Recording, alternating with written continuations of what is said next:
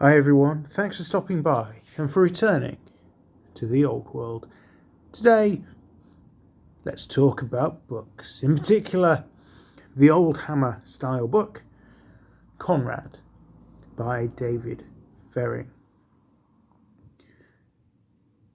This book was written in 1990, so it's quite old, and I'm not sure if it's available currently, but certainly went through a long period where it wasn't really available through Games Workshop.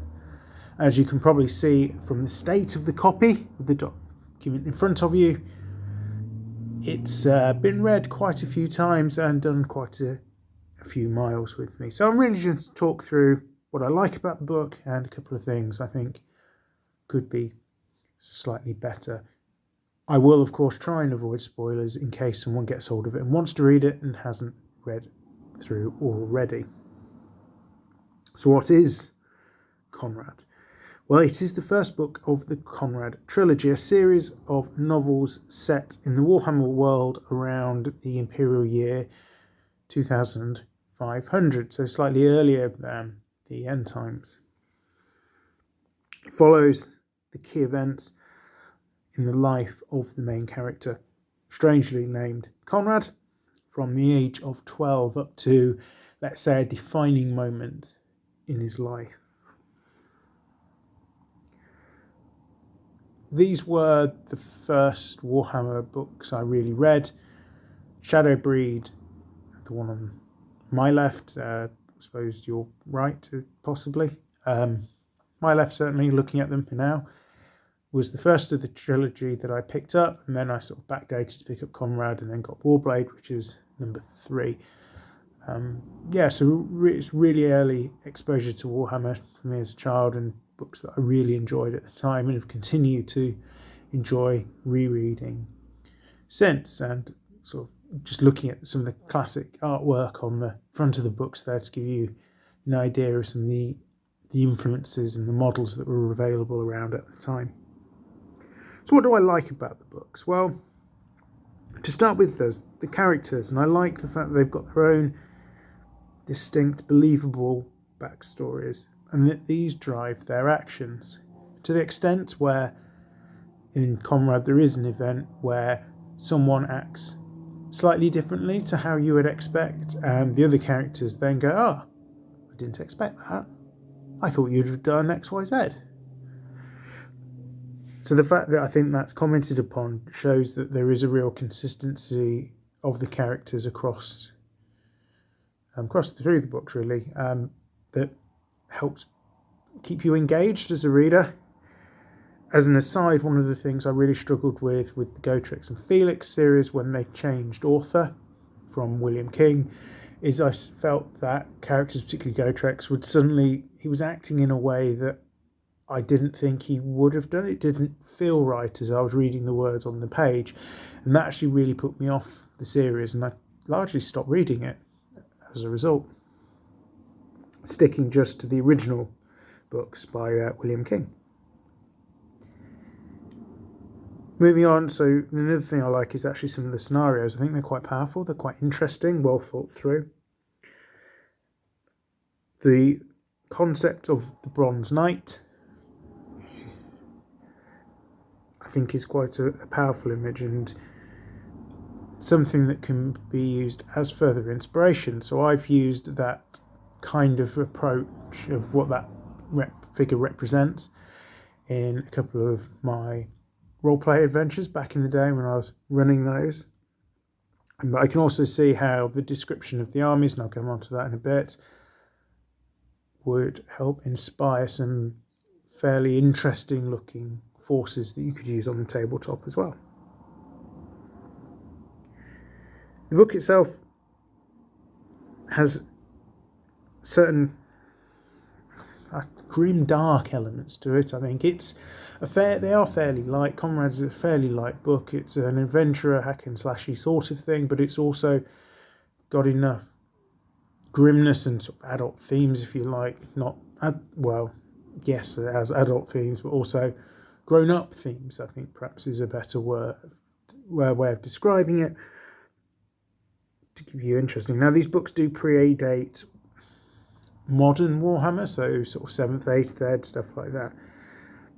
And I think that comes across in some of the descriptions and the writings, and the creatures involved are less homogenous. So beastmen, as we know them from the tabletop, are largely, well, let's face it, they're goatmen of various sizes, be it Gungors, Gors, Minotaurs. There's a common look across them. That's not true in these books. This represents beastmen more as a real children of chaos, all kinds of wacky combinations of mutations and things that are put together, and I think that really reflects their nature as the children of chaos, but also makes them more horrifying for the people that live in this world, far, far more dangerous. Then there's the descriptions. There's a good level of description here. It's enough to keep you engaged and immersed as a reader, but not too much. As I say, the books are quite light, so it could perhaps go into a bit more detail at times, but there's enough there. It gets the balance about right, I think. It's not, for example, a Lord of the Rings type thing where the descriptions go about a leaf drifting on a breeze go on for quite a long time, or a War and Peace type effort. So it does allow the story to keep moving, although it's not the same as, say, Wilbur Smith novels, where actually the description really can suck you in, particularly his earlier work. But again, digress slightly there. I'm not going to talk about Wilbur Smith.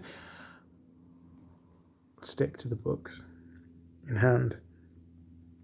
There's also elements of mystery in these books, and sort of flashes of things that will happen or have happened, and realizations that the characters are slowly having. And I really think they do add to the novels. There's enough in there that as things develop in the stories across the series, as a reader, you go, oh, that's what that was, and you start to put together things and realise what's going on, but there's not so much there that in the clues that they give it away first time you read it. Or certainly that's what I found, albeit obviously read these first time round as quite a young child. Are they the perfect books? Absolutely not. They could be slightly more to them. They could be a little bit chunkier. I mean, Konrad is about 220-ish. I think it's 222 pages long. And it does include a section where it's basically and time passes. There's a couple of paragraphs which describe a 5-year period and things that Konrad, the main character, has learnt and done during that time. But I think it's a really important time. It's 5 years. It's the time where Konrad grows from being someone fairly naive about what's going on in the world to gaining some real experience the hard way and learning to fight various creatures with different weapons. And I think is a period where he would really grow as a person. It's commented upon that he grows and changes during this time. So I think perhaps the author could have explored this a little bit further.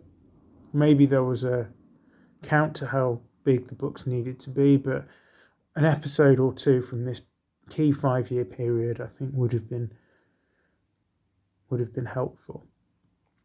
It's something that goes across the books, is there are and time passes moments, which are explored to different degrees depending on how much time has passed, but certainly for the sake of Konrad, a 5-year period which is important to the character, I think could have been dealt with a little bit more depth, shall we say. My overall conclusions, though, as a light read and one that will keep you interested, I quite like Konrad. It does provide good introductions as well to the Warhammer world. There are descriptions of what the world is like, because Konrad himself is quite naive around the world setting.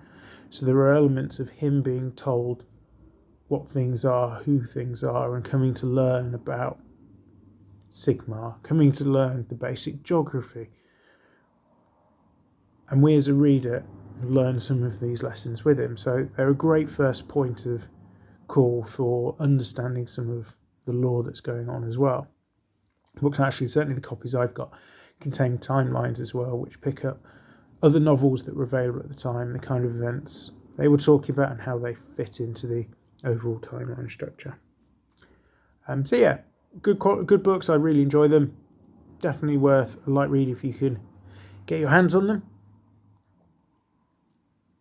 If you've got a particular favourite Warhammer book or 40k book, do let me know. Otherwise, thank you very much for stopping by. I am Return to the Old World. Have a great day.